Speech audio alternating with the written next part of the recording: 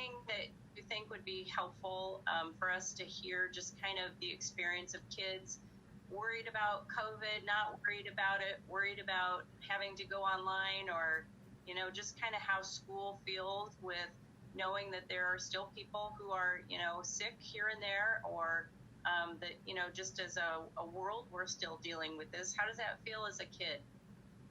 I feel like a part of it is the fact that, like, a lot of things aren't necessarily clear to, like, the entire student body or to all the teachers, because hearing, like, I don't know, like, as, like, your main response is kind of stressful. And things like walking through the hallways, like, middle school hallways are, like, pretty small, you know, or, like, even high school hallways, it's hard to break out of those habits to go, like, one way, or, like, it takes, like, an especially long time to, like, get to your class if you're taking all of, like, the one-way halls. And it's just things like that that are, like, different and hard to get used to. Yeah. And all of the student body, like, does it.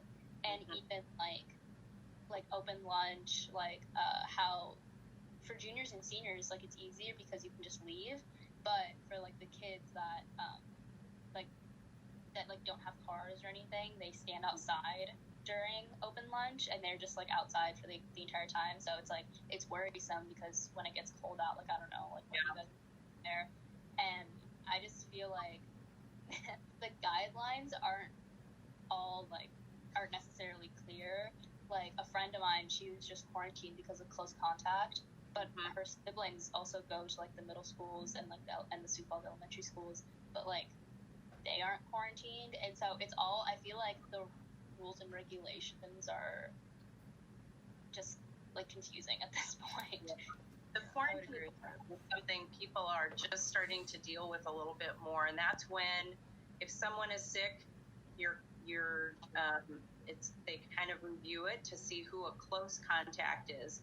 If you're a close contact, and then to a close contact, probably like those siblings you're just talking about, then you're not going to have to quarantine. But it's really complex, and I'm sure it's good to think about that from your student perspective, because it's confusing for the adults, and we have people who are really, really good at it now, but to just kind of see it from a student perspective, or, you know, as parents of a student, and you kind of don't know how all that works, that might be something that we should communicate more clearly to kids.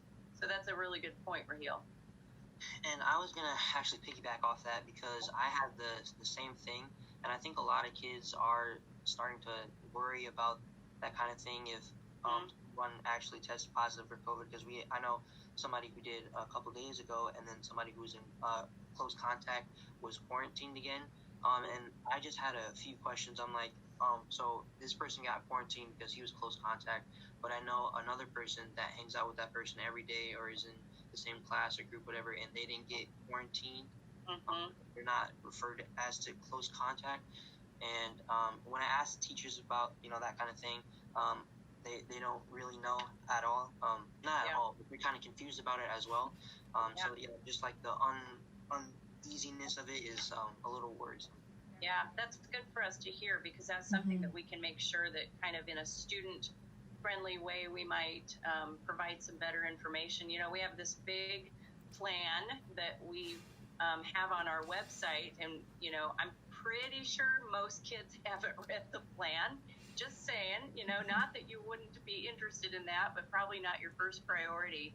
But there are some things that we could probably put in some easier ways for kids to know and understand.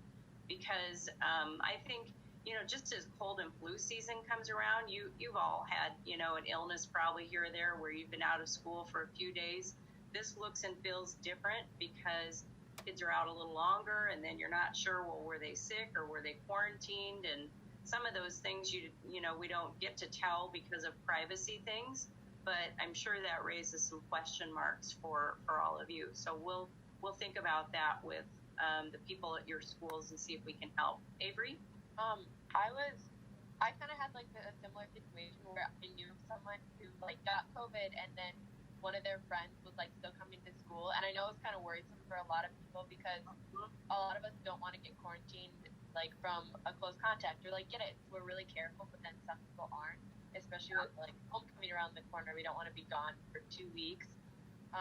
And so I was kind of like discussing this with my friends because we were like kind of nervous just because we knew that they weren't going to quarantine themselves and take like the responsible action, but then we also didn't want to have to like be the people who were like, hey, like they should probably not be here if they're showing symptoms. So I don't know, maybe there could be like a forum or something where students could go and like they wouldn't have to go and talk to the principal or like the teacher, but they could say, hey, just worried, like wanted to check in about this to ease some students who might be more shy or didn't want to speak up to nerves. Yeah, that's a good idea.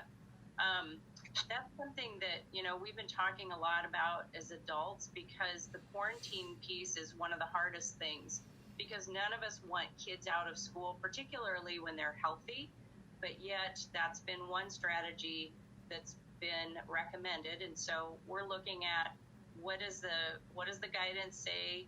Is there anything that we should consider? So if Avery's wearing a mask and Nick's wearing a mask, is that enough to reduce close contact so that we wouldn't need to quarantine or shorter? So we're looking at all of that because that's a frustrating part. And usually when you're sick, you're maybe out, you know, a week would be a really long time.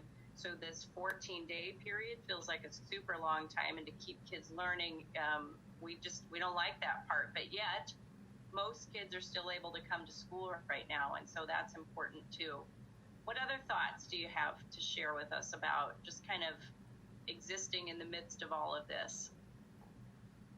It is kind of hard, like especially like if you do want to get involved and you want to like go to the games and things like that, and you see that like Avery said, like people aren't necessarily holding themselves accountable that way, and when you go to like large events like that, it's especially hard to like know who's close contact and who's not. Yeah. And there just needs to be like a more like organized process that, like when it comes to that. So yeah, the events and the activities are hard. Nick, what were you gonna say?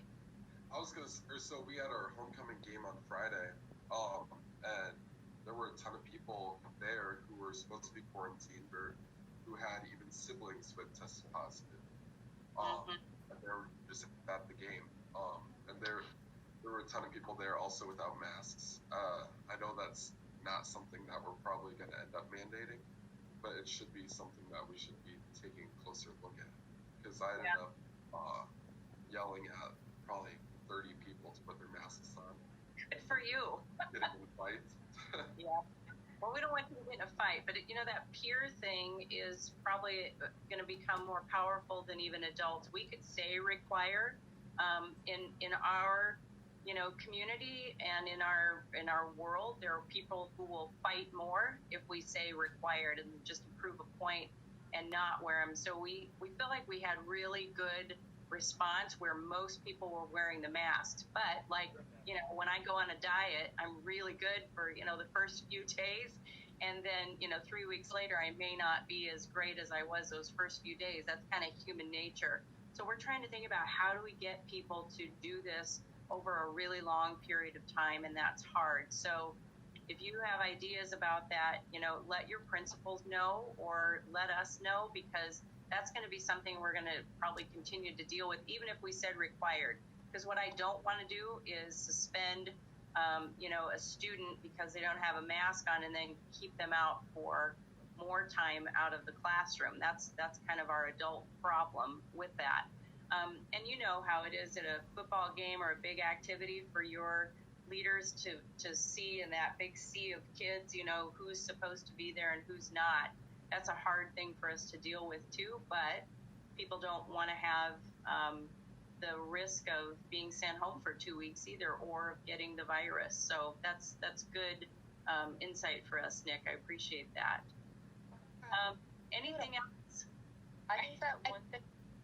Sorry. I think that one thing that would be really helpful is if there was some, I don't know how we could do this, or some incentive for wearing a mask at big games, whichever, you could do almost like a school versus school thing for big football games.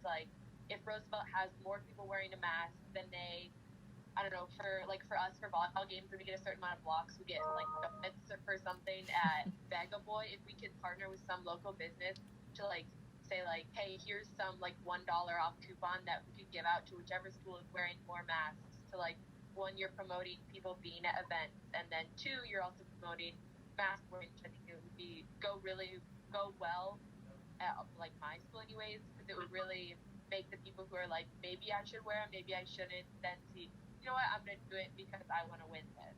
Yeah, that's a good idea. We'll talk about that. Millions for masks. Maybe we could get somebody like, even if you worked for like so, even if you worked with like those activities and such, and say like, oh, if you come in wearing a mask, like, you won't have to pay like $3 to get in. Instead, you'll have to pay $2. You know, like just things like that. Yeah. And I feel like I feel like there just needs to be more understanding at the seriousness of like wearing your mask and why it's important. And if we could like I don't know if it's allowed, but just like release like progress reports for each school to understand how many positive cases that there are, and like understand like the seriousness that like why wear masks. Because I get questions like when I say like, oh, it's expected that you wear your mask, and I get questions that are like, well, if everyone is wearing their mask, then why do I need to? Because that just seems safe. And I'm like, well, you need to understand that holding yourself accountable, it's thinking of yourself and also thinking of others, and that just, we need to have like that more like collaboration and understanding as to why it's important. Yeah, you guys are so smart. See, if people just hear from kids and they hear how reasonable you are way ahead of many of the adults. You know, one of the things with the numbers piece is we've also tried to be really careful with people's privacy, because if you're that one or two people at your school and you're out and people then kind of know that was you, there's some real fear from some people, and probably less as more people actually have the virus. But initially it's that, you know, everybody's going to know it's me, people are going to be afraid, or you know, it's, you know, kind of that balance of medical privacy meets school reality. So that's part of the reason why we haven't shared some of that, is because we're also trying to balance, you know, people's privacy. So those are all super good ideas. And I love what you just said too about people taking personal responsibility, because that's what a lot of this is. And, you know, we can't always make another person do that, but we hope that people will do that. So these are some good ideas for us. I'm going to go around to each of you and see if you have one last parting thought or idea, words of wisdom, or just things that you're really proud about maybe, or things that you think people should just know about how great kids are kind of handling this whole thing. So I'm going to start with Megan. Megan, do you have some words that you'd like to share as just kind of your last comment? I don't think so. Are you doing okay in the virtual academy? You happy you're there? Well, I would rather be in school. Yeah. It's not that bad to do the virtual instead of being at school. Good. So. And, you know, it's never forever, and those are some of the things that you've done right now, and we're glad that you're able to stay safe and to be an online learner with us, and you're still in Sioux Falls Public School, so that is great. David, what about you? For me, I would probably say just the learning experience, like as we go, because we're all learning this COVID because it's new together, and trying to figure out new ways that we can prevent this stuff, and especially all the ideas that are coming from, you know, students and teachers, and trying to help to make a school a safer place, or whatever has to happen so that the risk of catching COVID goes down, is a lot higher. And I say, I'm proud for the students and everybody trying to work together to do that. Good job. All right, Nick, what are your parting thoughts? I like to, when we talk about transparency, because right now a lot of the students are in the dark about like even just releasing the numbers every day would be nice to know, so we could, we also, my friends and I were talking about like just even signing something so that if we do test positive, then our name could get released, and then that way everyone around us who's like, oh yeah, I was around Nick and he tested positive, so I'm going to take this more seriously, and I can go and quarantine myself. Great. Avery, what about you? I think that it's really important that we just make sure our leaders at school are really encouraging like their younger peers to wear masks, and that will really make the most difference. If we see like especially our seniors wearing masks like correctly and at extracurricular activities, that would make a world of difference. Yeah, you are the example, and I still say kids will listen to each other more than they will sometimes to adults, so that's a great point. Raheel? For me, I also think it's important to like explain to those underclassmen like this is how it's going to be right now, but that doesn't necessarily mean that you can miss out on your high school experience, because it's different, but it's still here, and that's the important part.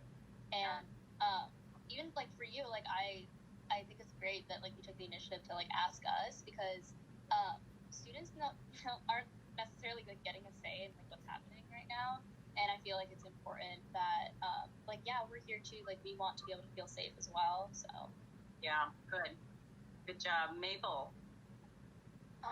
Yeah. So I feel like my little brother, he just entered the 6th grade, and when I was in the 6th grade, like I'd always come home like, oh my God, I just did this today and stuff like that.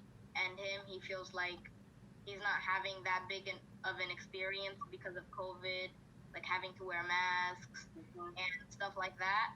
But I do definitely think that that wearing masks and everything, it's like it's not comfortable sometimes, and you just want to take it off. But I do feel like the teachers are trying to do their best, because like they have like tables at the end of the class where you can take off your mask for like 5 minutes and then get back to work.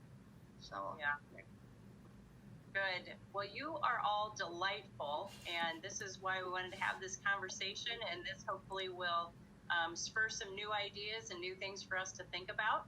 And I think one of the hardest things about COVID for everybody is that it's not like anything that we've dealt with that has kind of an ending point. None of us know, when is this going to be over? And whether you're an adult or a child or a teenager right now, it's just kind of that not having an ending point that I think is hard. But we're doing well, and I'm so glad you are all making the best of this and doing your part to be a leader.